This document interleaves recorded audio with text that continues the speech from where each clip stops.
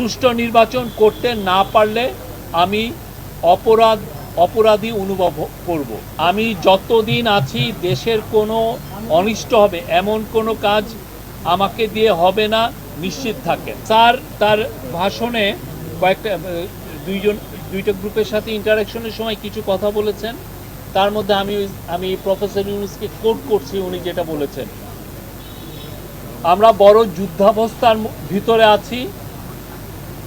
আওয়ামী লীগের কার্যক্রম নিষিদ্ধ হওয়ার পরে ডিস্টাবিলাইজ করার জন্য যত রকমভাবে পারে চেষ্টা করছে।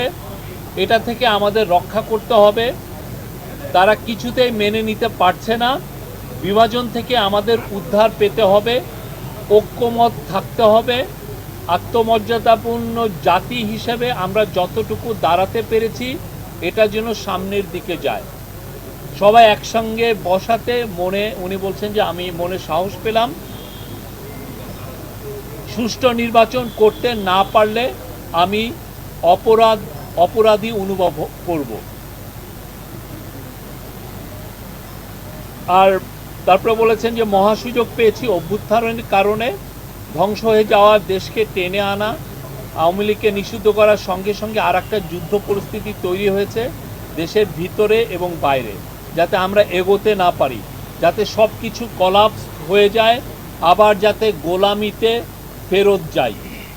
এটা উনি বলেছেন। মানে যারা এই কনস্পাইরেসিগুলো করছে তাদের ইন্টেনশন হচ্ছে আমরা যেন আবার গোলামিতে ফেরত যাই। আমি যতদিন আছি দেশের কোনো অনিষ্ট হবে এমন কোনো কাজ হবে না, নিশ্চিত থাকেন। আমি যতদিন আছি দেশের কোনো অনিষ্ট হবে এমন কোনো কাজ আমাকে দিয়ে হবে না, নিশ্চিত থাকেন।